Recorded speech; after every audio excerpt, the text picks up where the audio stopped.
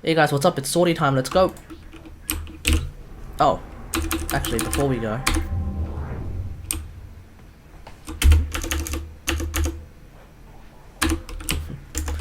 Alright, so... I actually recently got a Cernos mod. Cernos Riven mod, that's actually pretty good.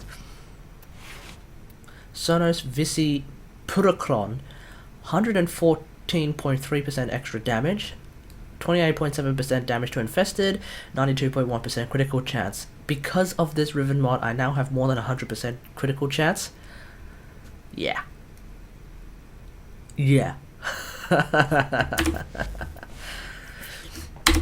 Alright, so that's a thing.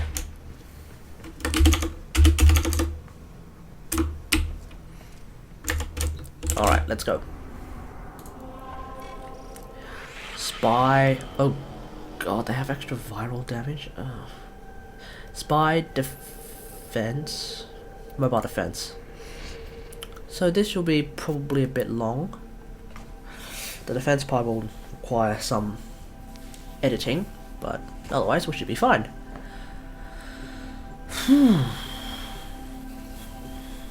As per usual, I am going viral damage, because I believe viral damage might actually be a bit more useful than corrosive damage. Specifically, all-encompassing, even though it does do less damage against infested charges, the trash mobs of the infested. But that particular Riven mod does extra damage against infested, so... yeah. I feel like I'll be absolutely fine with viral damage on my bow. The big question is whether the 5... Actually, I have more than 5 arrows. Ah. And once you're level 50, so that's a thing.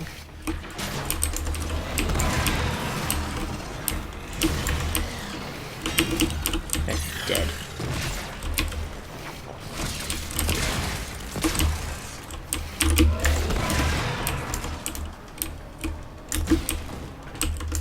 Oh, whoops. Okay.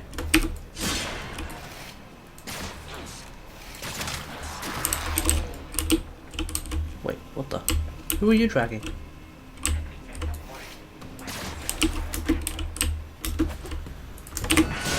Ah, crap.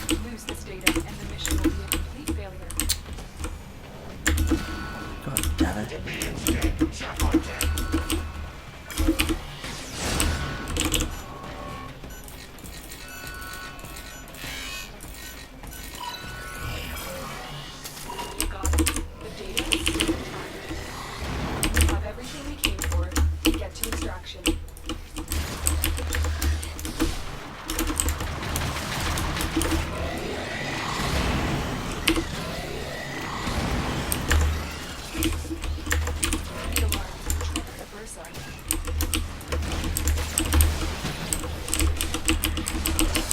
Oh, I already need to attack them.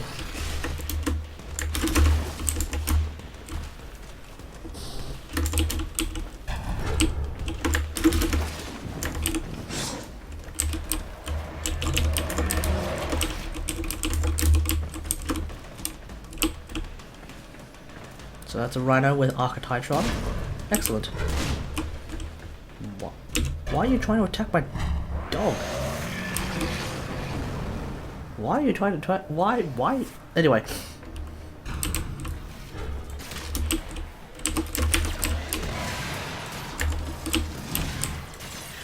Oh, dead. Immediately.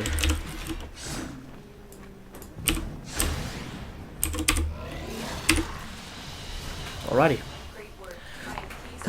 Excellent. So I hope everyone's heard the news about Plains of Eidolon. It looks like the planes are almost finished. I say almost, it's probably going to take another week or two before they're actually finished.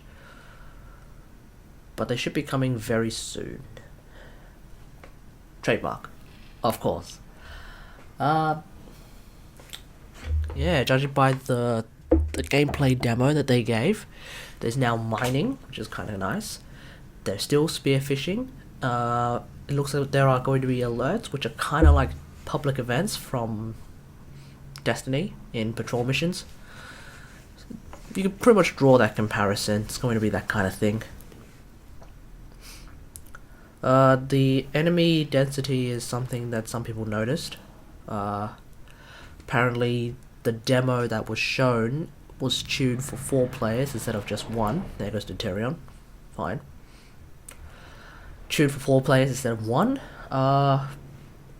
It could be a nice challenge, but I think it might make a little bit more sense for them to just overall tune it so that if you're going in solo, you might come across the same amount of enemies as you would for 2 players. But I don't know. I would have hoped that they would just not even like make it a point of difference. Just have it so that when you go in solo, you go up against all of the enemies, and thus solo play is sort of not recommended. Oh crap! Ah.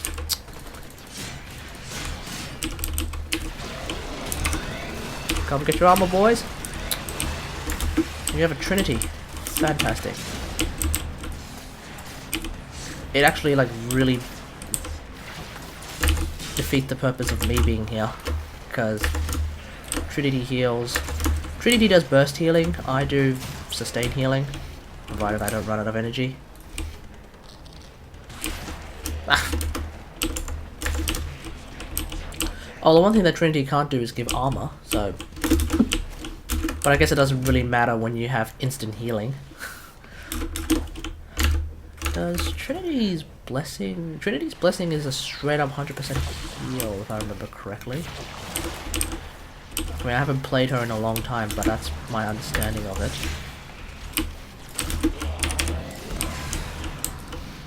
Especially since Blessing Trinities aren't really a thing anymore. Judging by that really low duration, this is an EV Trinity we're playing with. Definitely an EV Trinity. Leeching Vampire, or... I don't know. It looks like Universal Vacuum is not coming for a long time. Supposedly the reasoning behind it is that they want people to pay attention to the environment. It's a bit of a weird idea. At least we finally have an answer. Even though it's not really an answer that one can agree to, it's an answer.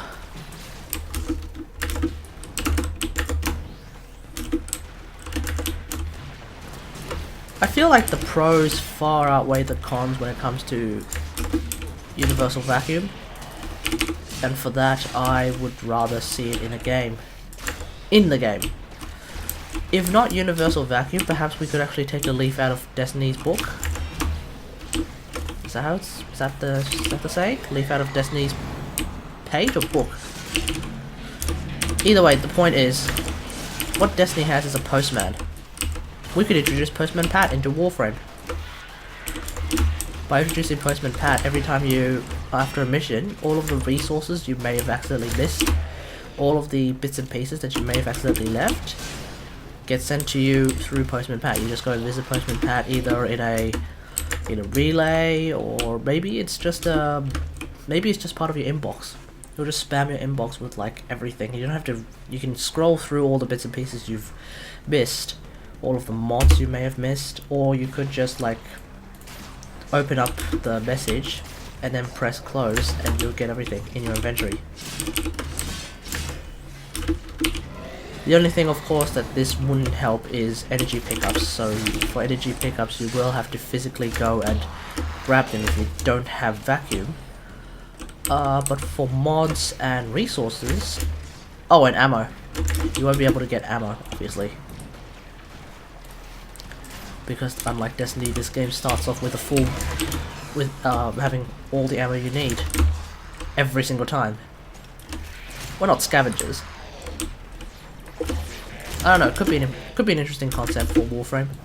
It's just that unlike Destiny, WarFrame has I think way more different resources, which could like make things a bit weirder. I don't know. It shouldn't. But then again, things that make way too much sense tend to not happen. Not just with DE, but with like everything. Find that things that are intuitive are no longer intuitive. Brozime actually wants to make a sacrifice for a UVAC. I say good on him, but that makes me think that the sacrifice might be the only way we get the UNIVAC.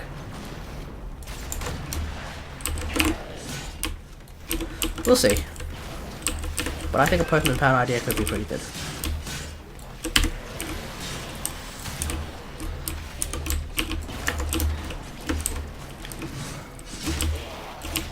Oh yeah, one thing they did mention about Plains of Eidolon, which I think is going to be quite interesting, is the idea that the further you are away from Cetus, the more difficult things get. I wonder if you make it all the way to the end of the 3x3 kilometer square. I wonder if you end up against level 100 and possibly even 150, level 150 enemies. That'd be nice, like super endgame enemies, because that means that the Plains of Eidolon will become Earth's Wildy. And having Earth's Wildy, without PvP of course. Wildy of course is PvP, but without the PvP part, Earth's Wildy could be fun. Oh, and maybe without the instant death, lose everything. Alright, Space Laser's time. But I think having Earth Wildy could be nice. And then, oh, this is doing no damage. Oh wait, there it is. There's the damage. There's the damage. Okay. Having Earth Wildy could be nice, and then by extension having Uranus Wildy, Venus Wildy, Mercury Wildy. The focus system's also getting a rework, just on a seemingly unrelated note. And it looks like the focus system will be a major part of how you kill Eidolons, so that's important. Everyone's getting a little bit annoyed about energy overflow getting removed from the game when Focus 2.0 comes along, as well as Shadow Step. Shadow Step is, I don't know, I don't really play with anyone who uses Shadow Step. My friend uses Shadow Step though. He'll get pissed. No, dead. What were those rockets? It looks like the Eidolon can actually summon a rocket meteor shower, so that's kind of neat. It's quite possible that the Eidolon becomes a better raid boss than Jordis. Although Jordis is a good raid boss because he does have raid mechanics inside him. The Eidolon appears to have raid mechanic fighting, if that makes any sense. I used to hope people can hunt Eidolons right from day one. Actually, that doesn't make that much sense. I think what's going to happen is there's going to probably be there'll be a quest with Plains of Eidolon to do with WarFrame, I think. It's possible that you have to It's possible you have to complete the WarFrame quest first before you can tackle Eidolons. It wouldn't be out of the question. Hopefully the WarFrame quest doesn't involve killing an Eidolon, so that those of us who don't want to play that kind of hardcore endgame content... Oh, someone's already got it. That kind of hardcore endgame content doesn't have to, like, go and kill an Eidolon right out of the gate.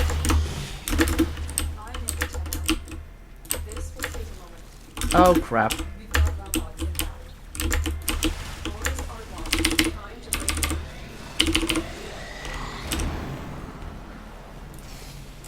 Dead.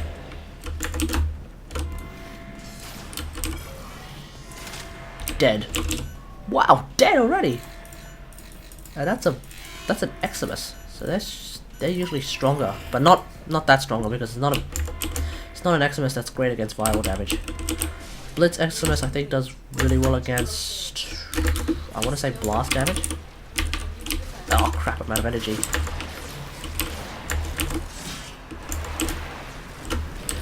We have a mag. Fantastic.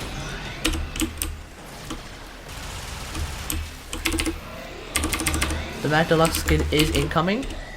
Should be coming with planes. Here's to hoping that we get a mag rework, another mag look, some buffs. I recently came up. Oh, okay. Hey, bad swag. I recently came up with an idea that turns mag into Magneto, but I might be a bit too strong and a bit too weird, a bit too extreme a change. Fair enough. First things first, I think she needs shield gating in order to make herself at least seemingly useful, because her whole thing as a starter frame is that she can provide shields for allies and take shields from enemies. But I feel like she needs to be able to do that. Have shield gating so that her shields are useful. Second thing I think she needs is Crush needs to do percent damage. Or yeah, Crush just simply needs to do percent damage. Even if it's just Crush on enemies who are hit with Magnetize. So that not everyone gets hit with percent damage, but like percent damage is it's just a thing that does so good. Does so good. Percent damage is just something that really works with scaling, and the problem with Mag is that she scales like used milk.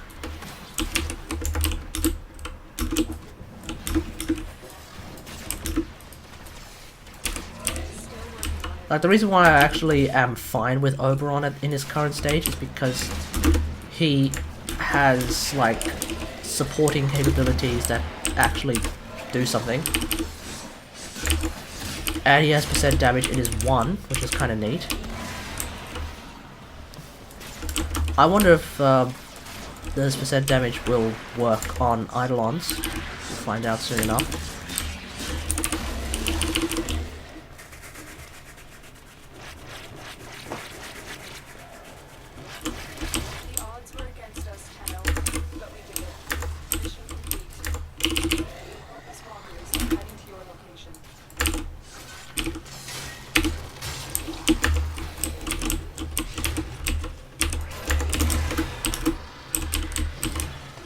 Where is it? Just disappeared. Anyway.